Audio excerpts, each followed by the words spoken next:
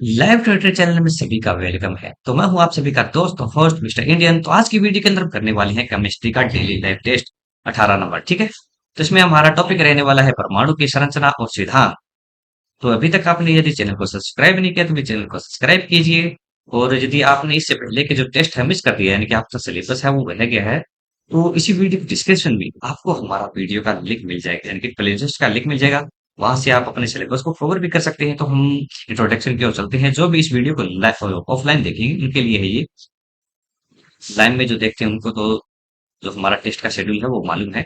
Monday को हमारा test रहता है हिस्ट्री, और ट्यूसडे को रहता है ज्योग्राफी का, वेडनेसडे को पॉलिटी का, थर्सडे को इंग्लिश का, फ्राइडे को बायोलॉजी का, और सैटरडे को रहता है हमारा केमिस्ट्री का टेस्ट। ठीक है, और संडे को हमारा होता है एक जो रिवीजन टेस्ट होता है, यानी कि मंडे से लेकर जो हमने सैटरडे तक जितना भी करवा दिया है उनका हम मिक्स करके, यानी कि एक रिवीजन टेस्ट है वो लेते हैं। और वो हमारा टेस्ट कहाँ पर होता है? अपने ही जो हमारा टेलीग्राम का चैनल है वहां पर होता है। ठीक है, हमारा एक मेन चैनल है और एक डिस्कशन वाला भी चैनल है। यानी कि जो टेस्ट होगा वो डिस्कशन वाले चैनल पर होगा, और आपको जो भी जरूरी नोटिफिकेशन होती है वो सभी आपको नोटिफिकेशन है कहाँ से मिलेगी? तो आप सभी आपको नोटिफिकेशन हमारे मेन चैनल से मिलेगी। यानी कि अभी हमारे टेस्ट का टाइमिंग क्या है? 9:30 है।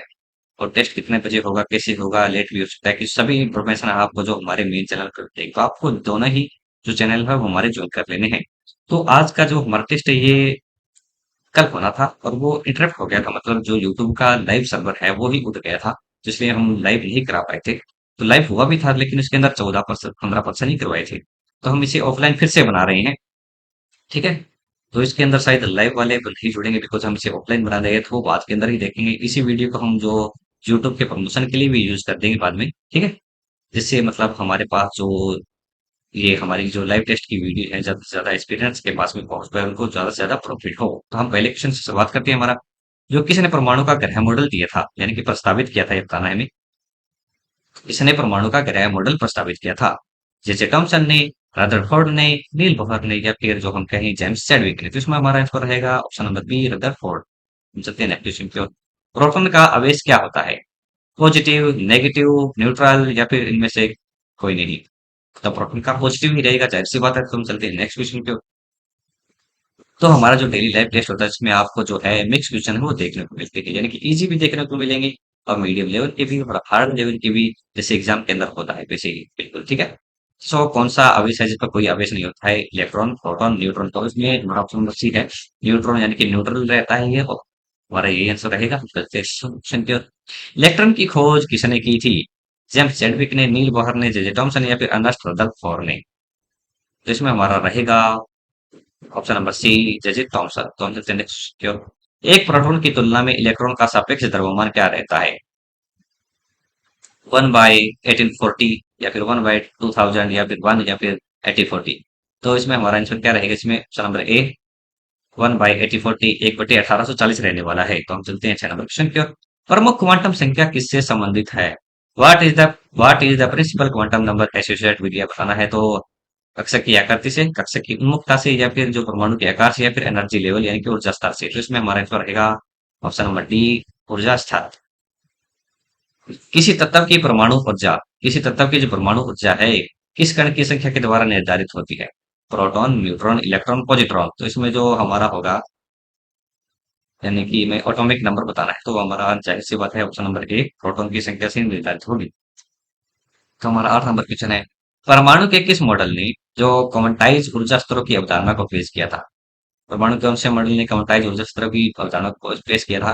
रदरफोर्ड के मॉडल ने, बोहर के मॉडल ने, क्वांटम मैकेनिकल के मॉडल ने, या फिर थॉमसन के मॉडल ने? इसमें हमारा आंसर रहेगा ऑप्शन नंबर बी, बोहर के मॉडल ने। तो नेक्स्ट क्वेश्चन हमारा, पावली का अपवर्जन का सिद्धांत क्या कहता है? इसमें बताना है कि पावली का जो अपवर्जन सिद्धांत है वो क्या कहता है? एक ही परमाणु में दो इलेक्ट्रॉन एक ही क्वांटम संख्या का सेट नहीं हो सकते हैं। इलेक्ट्रॉन निम्न ऊर्जा स्तर से कक्षाओं को बढ़ते हैं। इलेक्ट्रॉन पहले एकल रूप में अनुबद्ध कक्षाओं को बढ़ते हैं, फिर इनमें से कोई नहीं। तो इसमें हमारा ऑप्शन नंबर ए है, सही रहने वाला है। एक ही परमाणु में दो इलेक्ट्रॉन एक ही क्वांटम संख्या का सेट नहीं हो सकते हैं। ठीक है, तो हम चलते हैं 10वें क्वेश्चन की ओर। न्यूट्रॉन की खोज किसने की थी? तो Niels Bohr, J Thomson, Ernest Rutherford, या फिर जेम्स चैडविक? तो इसमें हमारा आंसर रहेगा option number D, James Chadwick. तो 11 नंबर क्वेश्चन हमारा, एक ही परमाणु के दूसरे सेल में अधिकतम कितने इलेक्ट्रॉन हो सकते हैं? तो 8, 18, 32। तो दूसरे सेल की बात रही है, पहला सेल है, 2 होंगे। दूसरे सेल में 8, तीसरे सेल में 18, चौथे सेल में 32। तो हम नेक्स्ट क्वेश्चन की ओर चलते हैं। जो अनिश्चितता का सिद्धांत है वो किसने प्रस्तावित किया था? Niels Bohr, Werner Heisenberg, Albert Einstein या फिर जो एरविन श्रोडिंगर। जिसमें हमारा आंसर क्या रहेगा? अनिश्चितता का सिद्धांत किसने प्रस्तावित किया था? ऑप्शन नंबर बी, जो वर्नर हाइजेनबर्ग, यानी कि हाइड्रोजन की जो अनिश्चितता का सिद्धांत है किसने प्रस्तावित किया था? वर्नर हाइजेनबर्ग ने। असकक्षक की आकृति क्या होती है? असकक्षक की आकृति स्फेरिकल होती है, यानी गोलाकार होती है, या फिर डंबल आकार की होती है, या फिर इलेक्ट्रिकल होती है, सर्कुलर होती है। इसमें हमारे पास रहेगा स्फेरिकल होती है, गोले के आकार की। तो 14 नंबर क्वेश्चन देखते हैं। इलेक्ट्रॉन की द्रव्यता प्रकृति का प्रस्ताव किस वैज्ञानिक ने दिया था? अच्छा क्वेश्चन है। ऑप्शन नंबर जो हमारा ए है वो है Louis de Broglie, option number B Max Planck, option number C Albert Einstein, option number D Niels Bohr. तो इसमें हमारा इस पर रहने वाला है option number A Louis de Broglie. तो हम चलते हैं क्वेश्चन की ओर। निम्न में से कौन सा कण परमाणु के नाभिक में पाया जाता है? इलेक्ट्रॉन, प्रोटॉन, न्यूट्रॉन या फिर बी और सी दोनों? तो चार इलेक्ट्रॉन तो कक्षा के अंदर पाए जाते हैं, तो नाभिक में हमारे जो प्रोटॉन है न्यूट्रॉन है दोनों पाए जाते हैं। ठीक है, हम चलते हैं आगे।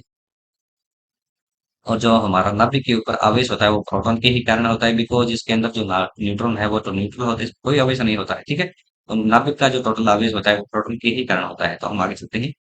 एक तटस्थ कार्बन परमाणु का जो इलेक्ट्रॉनिक विन्यास क्या होता है? तटस्थ का मतलब बताइए कि निम्नतम स्तर पर कार्बन का जो इलेक्ट्रॉनिक विन्यास क्या रहेगा बताना है। ठीक है, 1s2 2s2 2p4 1s2 2s2 2p2 1s2 2s2 2p2 2p6 1s2 2s2 2p2 या फिर 3s2। ठीक है, तो इसमें हमारा आंसर रहेगा option number B 1s2 2s2 2p2। ठीक है, तो इसमें यही हमारा आंसर रहने वाला है, बिकॉज कार्बन के अंदर जो हमारी उतने परमाणु होते हैं 6 होते हैं, तो 6 इसी के अंदर ओनली, तो ये हमारा आंसर रहेगा। तो हम चलते हैं नेक्स्ट क्वेश्चन की ओर। क्वांटम, जो कौन सा क्वांटम संख्या कक्ष की आकृति को दर्शाता है? आकृति को दर्शाता है ये बताना। ठीक है, कर्मक क्वांटम संख्या, अजीमुथल क्वांटम संख्या, चुंबकीय क्वांटम संख्या या फिर स्पिन क्वांटम संख्या? तो इसमें हमारा आंसर है वो बी नंबर ऑप्शन रहेगा, अजीमुथल क्वांटम संख्या। जो क्वांटम संख्या है और जो अजीमुथल क्वांटम संख्या कक्ष की आकृति को दर्शाती है। तो हम नेक्स्ट आगे चलते हैं।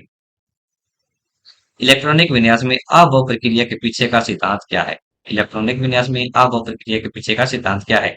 इलेक्ट्रॉन पहले निम्न ऊर्जा स्तर को बढ़ते हैं, या फिर इलेक्ट्रॉन पहले एकल रूप में अनुवत होते हैं, या फिर इलेक्ट्रॉन जो है एक ही परमाणु में दो इलेक्ट्रॉन एक ही क्वांटम संख्या का सेट नहीं हो सकते हैं, या फिर हम कहें कि इलेक्ट्रॉन जो कि तब जुड़ते हैं जब उप समय प्रत्येक कक्ष के उत्तर रूप में भरा हो। बताइए इसके अंदर आपका आंसर क्या रहेगा? इसमें हमारा आंसर रहने वाला है जो ऑप्शन नंबर ए है, इलेक्ट्रॉन पहले निम्न ऊर्जा के कक्षकों को भरते हैं। ठीक है, तो आगे चलते हैं क्वेश्चन की ओर।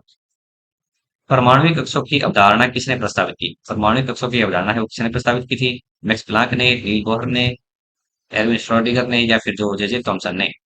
परमाणु कक्षों की अवधारणा किसने प्रस्तावित की थी? उसमें हमारा आंसर बिल्कुल सही है, इसके अंदर रहेगा हमारा एरविन श्रोडिंगर ही रहने वाला है। ठीक है, हम आगे चलते हैं क्वेश्चन की ओर।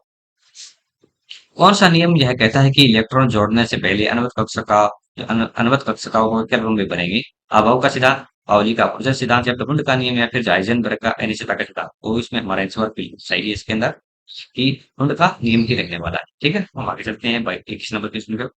पी कक्षकों की आकृति क्या होती है बताना है? स्फेरिकल, डम्बेल, इलिप्टिकल या फिर सर्कुलर, गोले के आकार की, डम्बेल, वर्गाकार या फिर वर्ताकार? तो अस कक्षक की आकृति तो होती है स्फेरिकल होती है, तो पी कक्षक की आकृति जो हमारी बी नंबर ऑप्शन सही रहेगा, डम्बेल आकृति है। तो 22 नंबर क्वेश्चन हमारा, डाल्टन के परमाणु सिद्धांत का मुख्य प्रतिपादन क्या है? डाल्टन के सिद्धांत जो परमाणु सिद्धांत का मुख्य प्रतिपादन क्या है? परमाणु अविभाज्य होते हैं, परमाणु नष्ट हो जाते हैं, जो परमाणु बनाए जा सकते हैं, फिर परमाणु के समस्थानिक होते हैं। इसमें हमारा आंसर रहेगा ऑप्शन नंबर ए, परमाणु अविभाज्य होते हैं। ठीक है, तो हम चलते हैं नेक्स्ट क्वेश्चन की ओर। स्वर्णपन्नी प्रयोग, यानी कि स्वर्णपन्नी प्रयोग है किस वैज्ञानिक द्वारा किया गया था? स्वर्णपन्नी प्रयोग किस वैज्ञानिक के द्वारा किया गया था? Niels Bohr, J Thomson, Ernest Rutherford या फिर जो जेम्स चैडविक? तो इसमें हमारा आंसर रहेगा बिल्कुल सी नंबर ऑप्शन रहेगा, अर्नेस्ट रदरफोर्ड। स्वर्णपन्नी का प्रयोग किन्होंने किया था। एक डी कक्षक में कितने इलेक्ट्रॉन हो सकते हैं ये बताना है? 2, 6, 10, 14। तो एस के अंदर 2 होते हैं, पी के अंदर 6, डी के अंदर 10 और जो एफ के अंदर 14। ठीक है, तो 25 नंबर क्वेश्चन देखते हैं हम। किस वैज्ञानिक ने प्रस्तावित किया था कि इलेक्ट्रॉन नाभिक के चारों ओर विशिष्ट कक्षाओं में चलते हैं? जैसे Thomson, Niels Bohr, Erwin Schrodinger, Werner Heisenberg? तो इसमें हमारा ऑप्शन नंबर बी सही रहेगा, नील बोहर ने। ठीक है, तो पी कक्षकों के लिए कोणीय जो संवेग क्वांटम संख्या क्या है, अल क्या है, ये बताना है हमें। क्वांटम संख्या अल क्या है, कोणीय संवेग क्वांटम संख्या अल क्या रहेगी? तो पी कक्षकों के लिए तो जीरो, एक, दो, तीन, तो ये तो अस के लिए रहने वाली है। ये पी के लिए रहेगी, ये डी के लिए, ये और एफ के लिए। तो हमारा आंसर होगा ऑप्शन नंबर बी, एक। ठीक है। तो 27 नंबर क्वेश्चन है, परमाणु के किस भाग में इलेक्ट्रॉन स्थित रहते हैं? नाभिक में तो प्रोटॉन और न्यूट्रॉन रहते हैं, और कक्षक के अंदर तो इलेक्ट्रॉन रहते हैं। प्रोटॉन न्यूट्रॉन तो वैसे ही मतलब प्रैक्टिकल हो गए, तो इलेक्ट्रॉन कहाँ पर रहते हैं? कक्षक में रहते हैं। तीन नंबर ऑप्शन बात सही रहेगा। तो 28 नंबर क्वेश्चन हमारा, समस्थानिक से आप क्या समझते हैं? ठीक है, तो समस्थानिक में जो हमारा ऑप्शन नंबर ए है, वही सही रहने वाला है। परमाणु जिनमें प्रोटॉनों की संख्या समान होती है, यानी कि जो हमारा एटॉमिक नंबर है वो समान रहता है, और न्यूट्रॉनों की संख्या क्या है, और जो अलग अलग हो सकती होती है। ठीक है, तो हमारा ऑप्शन नंबर ए सही रहेगा। तो हम चलते हैं 29 नंबर की, इलेक्ट्रॉन की भूमि अवस्था क्या है, यानी कि ग्राउंड स्टेट है, यानी कि निम्नतम स्तर बताना है हमें। इलेक्ट्रॉन का जो निम्नतम अवस्था है वो कौन सी है? इलेक्ट्रॉन की ऊर्जा उच्चतम होती है, यानी कि हमारा ऑप्शन नंबर बी है, इलेक्ट्रॉन की निम्नतम ऊर्जा अवस्था, इलेक्ट्रॉन की उत्तेजित अवस्था। ठीक है, तो हमें इलेक्ट्रॉन की जो बताना था कि सबसे शुरुआत की अवस्था या फिर ग्राउंड स्टेट या फिर निम्न अवस्था बताना था। तो इलेक्ट्रॉन की सबसे प्रारंभिक अवस्था वही अवस्था होती है जहां पर इसकी जो ऊर्जा है वो कम होती है। ठीक है, इसमें हमारा ऑप्शन नंबर बी रहेगा। तो चलते हैं तीसरे नंबर क्वेश्चन की ओर। किसी जो परमाणु का द्रव्यमान संख्या क्या होती है, यानी किसी परमाणु की द्रव्यमान संख्या है वो क्या होती है? परमाणु में प्रोटॉनों की संख्या, नाभिक में न्यूट्रॉनों की संख्या, नाभिक में प्रोटॉन न्यूट्रॉनों की संख्या, या फिर जो परमाणु में इलेक्ट्रॉनों की संख्या। तो नाभिक में जो प्रोटॉन और न्यूट्रॉन की संख्या का योग है। ठीक है, तो वही हमारी जो है हमारा द्रव्यमान संख्या रहने वाली है। ठीक है, तो ऑप्शन नंबर सी हमारा सही रहेगा। तो आज की वीडियो के जो है तो हम प्रत्येक लाइव टेस्ट के अंदर 30 क्वेश्चन करवाते हैं, और आज का टेस्ट हमारा हो गया है। ठीक है, तो हमारा अब मंडे को टेस्ट होने वाला है, तो मंडे को हमारा टेस्ट नंबर 19 होगा। तो सब्जेक्ट हमारा रहेगा हिस्ट्री रहने वाला है। ठीक है, और इसके अंदर हमारा टॉपिक रहेगा वेद पुराण और वैदिक काल से रिलेटेड है, क्वेश्चन आपसे किए जाएंगे। तो हमारे टेस्ट के अंदर जो क्वेश्चन है वो एनसीईआरटी बेस्ड क्वेश्चन है, वो ही पूछे जाते हैं, और बहुत ही मोस्ट इंपॉर्टेंट क्वेश्चन होते हैं। तो आप कोई भी टेस्ट को मिस नहीं करना है।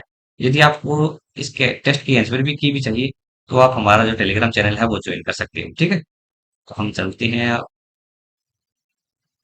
एक बार फिर से हम वो अपनी टेबल है वो दिखा देते हैं।